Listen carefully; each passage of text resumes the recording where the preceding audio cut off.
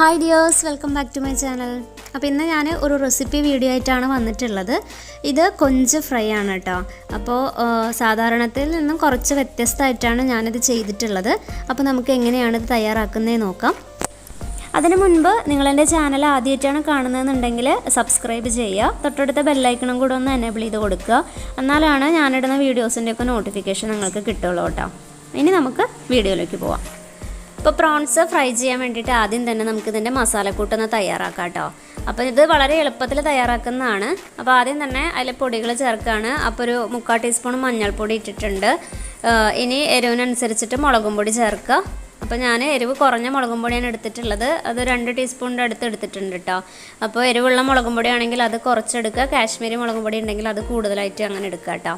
പിന്നെ 1 ടീസ്പൂൺ മല്ലിപ്പൊടി ഇട്ടിട്ടുണ്ട്. കുറച്ച് ഉപ്പും കൂടി ഇട്ടിട്ടുണ്ട്.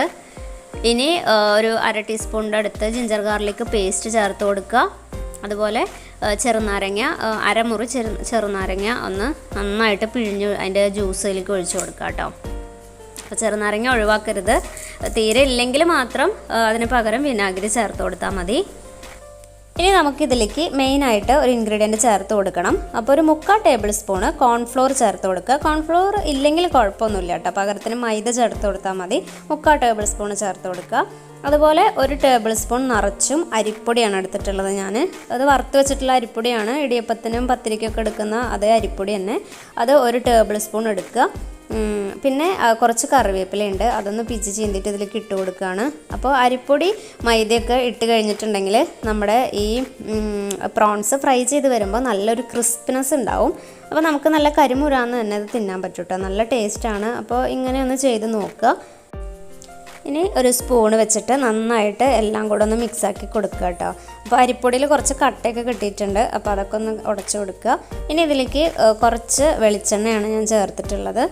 അപ്പോൾ ഇതിന് അളവൊന്നുമില്ല, കുറച്ച് ചേർത്ത് കൊടുക്കുക. അപ്പോൾ ഇതൊക്കെ ചേർത്തിട്ട് നമ്മൾ മസാല പുരട്ടി വെച്ച് കഴിഞ്ഞാൽ നല്ല ടേസ്റ്റ് ആയിരിക്കും കേട്ടോ. അതിന് വേണ്ടിയിട്ടാണ് ചെയ്തത്. എന്നിട്ട് വീണ്ടും നന്നായിട്ടൊന്ന് ഇളക്കി കൊടുക്കുക. ഇപ്പോൾ ഇതിങ്ങനെ നല്ല ഡ്രൈ ആയിട്ടാണ് ഇരിക്കണല്ലേ. അപ്പോൾ നമുക്കതൊന്ന് കുഴമ്പ് പോലെ ആക്കാൻ വേണ്ടിയിട്ട് കുറച്ച് പച്ചവെള്ളം ഒഴിച്ചു കൊടുക്കുക. കുറച്ച് ഒഴിച്ചാൽ മതി കേട്ടോ. അത് ഒഴിച്ച് നോക്കിയിട്ട് വേണം അങ്ങനെ മിക്സാക്കി എടുക്കാനായിട്ട്. ഒരു കുഴമ്പ് പരുവത്തിലാക്കണം. ഒരുപാട് ലൂസായി പോയി കഴിഞ്ഞിട്ടുണ്ടെങ്കിൽ ശരിയാവില്ല. അപ്പോൾ നോക്കിയിട്ട് കുറച്ചായിട്ട് ഒഴിച്ചു കൊടുക്കുക. അപ്പോൾ ഞാൻ 2 പ്രാവശ്യമാണ് ഇങ്ങനെ ഒഴിച്ചിട്ടുള്ളത്. കണ്ടോ, ഈ ഒരു പാകം മതി. ഇനി നമുക്ക് കഴുകി വൃത്തിയാക്കി വെച്ചിട്ടുള്ള കൊഞ്ചിന് ഇതിലേക്ക് ഇട്ട് കൊടുക്കാം. അപ്പോൾ ഇതിൻ്റെ വെയിനൊക്കെ കളഞ്ഞിട്ടാണ് കേട്ടോ ഞാൻ ക്ലീൻ ചെയ്തിട്ടുള്ളത്. അല്ലെങ്കിൽ വെയിനോടൊക്കെ നമ്മൾ കുക്ക് ചെയ്ത് കഴിഞ്ഞിട്ടുണ്ടെങ്കിൽ ചിലപ്പോൾ വയറുവേദന അല്ലെങ്കിൽ അലർജി പ്രശ്നങ്ങളൊക്കെ ഉണ്ടാവും. അപ്പോൾ അതിന് വേണ്ടിയിട്ട് ഞാനത് കളഞ്ഞിട്ടുണ്ടായിരുന്നു. അതിന് ശേഷം നമുക്ക് ഈ മസാലയിലിട്ട് നന്നായിട്ട് തന്നെ മിക്സാക്കി കൊടുക്കാം. അപ്പോൾ കൈ വെച്ചിട്ട് കുഴക്കണമെങ്കിൽ അങ്ങനെയും ചെയ്യാം കേട്ടോ. ഞാനിപ്പോൾ സ്പൂൺ വെച്ചിട്ടാണ് ചെയ്തിട്ടുള്ളത്. പിന്നെ ഈ സമയത്ത് ഉപ്പൊക്കെ നോക്കുക. ഉപ്പ് കുറവുണ്ടെന്ന് തോന്നുകയാണെങ്കിൽ അതിനനുസരിച്ചിട്ട് ഉപ്പ് ചേർത്ത് കൊടുക്കുക കേട്ടോ. അപ്പോൾ എല്ലാ ഭാഗത്തേക്കും മസാല എത്തുന്ന പോലെ ആയിട്ടുണ്ട്. ഇനി നമുക്ക് കുറച്ച് സമയം ഇതൊന്ന് വെക്കണം. അപ്പോൾ മാരിനേറ്റ് ചെയ്തിട്ട് ഒരു അരമണിക്കൂറൊക്കെ മിനിമം വെക്കണം.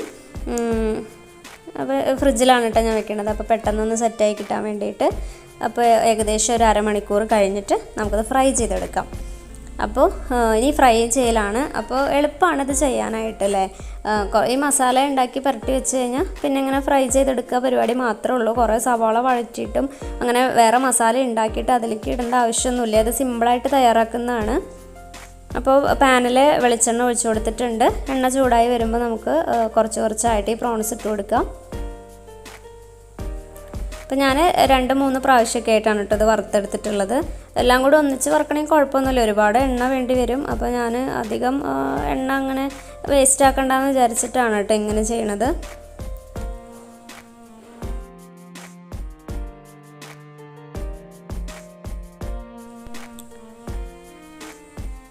ഇനി കുറച്ച് കറിവേപ്പിലൊന്ന് ഇട്ട് കൊടുക്കുക. അതുപോലെ ഞാൻ കുറച്ച് മുളകും കൂടിയും ഇങ്ങനെ കീറിയിട്ട് കൊടുത്തിട്ടുണ്ട് കേട്ടോ. അപ്പോൾ ഇതിലത്തെ ഇങ്ങനെ വറുത്ത് വരുമ്പോൾ ഈ മുളക് കഴിക്കാനായിട്ട് നല്ല ടേസ്റ്റ് ആയിരിക്കും. അപ്പോൾ ഇത് ചെറിയ ചീനിമുളകാണ്. അതൊന്ന് ഇങ്ങനെ ജസ്റ്റ് ഒന്ന് കീറിയിട്ട് ഇട്ട് കൊടുത്തിട്ടുണ്ട്. ലോ ഫ്ലെയിമിലിട്ടിട്ട് വേണം കേട്ടോ കുക്ക് ചെയ്യാനായിട്ട്. ഒരു ഭാഗം ആയിക്കഴിഞ്ഞാൽ പതുക്കെ മറ്റേ സൈഡും കൂടി ഒന്ന് മറിച്ചിട്ട് കൊടുക്കുക. എന്നിട്ട് ഒരു 10-15 മിനിറ്റൊക്കെ ലോ ഫ്ലെയിമിൽ തന്നെ കുക്ക് ചെയ്ത് കഴിഞ്ഞാൽ നന്നായിട്ട് കിട്ടും. തീ കൂട്ടി വെച്ച് കഴിഞ്ഞിട്ടുണ്ടെങ്കിൽ പെട്ടെന്ന് മുരിഞ്ഞ് കിട്ടും, പക്ഷേ ഉള്ളൊന്നും കുക്കായിട്ടുണ്ടാവില്ല. അപ്പോൾ ലോ ഫ്ലെയിമിൽ ഇട്ട് കഴിഞ്ഞിട്ടുണ്ടെങ്കിലാണ് നമുക്ക് ഈ ഇങ്ങനെ കരിമുരാന്ന് കടിച്ച് തിന്നണ പാകമാവുള്ളൂ കേട്ടോ. ഇപ്പോൾ കണ്ടില്ലേ, ഇപ്പോൾ 2 സൈഡ് നന്നായിട്ട് തന്നെ കുക്കായിട്ടുണ്ട്. അതിലിട്ട മുളകൊക്കെ നന്നായി ഫ്രൈ ആയിട്ട് വന്നിട്ടുണ്ട്. അപ്പോൾ ഇനി നമുക്കിത് പ്ലേറ്റിലേക്ക് മാറ്റാം. ഇതിങ്ങനെ ഫ്രൈ ചെയ്യാതെ അല്ലാതെയും നമുക്ക് തയ്യാറാക്കാം കേട്ടോ. സവാള, ഇഞ്ചി, തക്കാളിയൊക്കെ വാട്ടിയതിന് ശേഷം അതിലേക്ക് ഈ പ്രോൺസ് അങ്ങനെ തന്നെ ഇട്ടിട്ട് മൂടി വെച്ചിട്ട് അങ്ങനെയും റോസ്റ്റ് ചെയ്തെടുക്കാം. പക്ഷേ ഇങ്ങനെ കഴിക്കുമ്പോഴാണ് കേട്ടോ കുറച്ചും കൂടി ടേസ്റ്റ് ആയിട്ട് തോന്നിയിട്ടുള്ളത്. ഇപ്പോൾ കണ്ടില്ലേ, നന്നായിട്ട് മുരിഞ്ഞ് വന്നിട്ടുണ്ട്.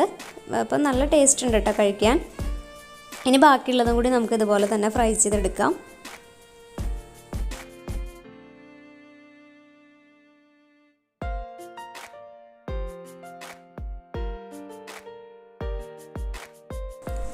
ഞാനിവിടെ 1/2 കിലോ ചെമ്മീനാണ് കേട്ടോ മേടിച്ചിട്ടുണ്ടായിരുന്നത്. അപ്പോൾ അത് ഇതുപോലെ കുറച്ച് എണ്ണ ഒഴിച്ച കാരണം എനിക്കൊരു 3 പ്രാവശ്യം വേണ്ടി വന്നു കേട്ടോ ഫ്രൈ ചെയ്തെടുക്കാൻ വേണ്ടിയിട്ട്. അപ്പോൾ നിങ്ങൾക്ക് വേണമെന്നുണ്ടെങ്കിൽ എല്ലാം കൂടി ഒരു ട്രിപ്പിൽ തന്നെ ചെയ്തെടുക്കാം.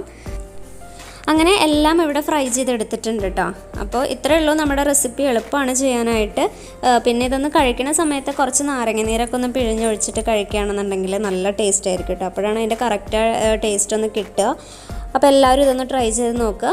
ഇനി കൊഞ്ചൊക്കെ മേടിക്കുമ്പോൾ ഇങ്ങനെയൊന്ന് ട്രൈ ചെയ്ത് നോക്കണം കേട്ടോ എല്ലാവരും. അപ്പം എൻ്റെ വീഡിയോ ഇഷ്ടപ്പെട്ടെന്ന് വിചാരിക്കുന്നു. ഇഷ്ടപ്പെട്ടാൽ ലൈക്ക് ചെയ്യാനും ഷെയർ ചെയ്യാനും കമൻറ്റ് ചെയ്യാനും മറക്കരുത്. വീണ്ടും അടുത്തൊരു വീഡിയോയുമായിട്ട് വരാം. Bye friends.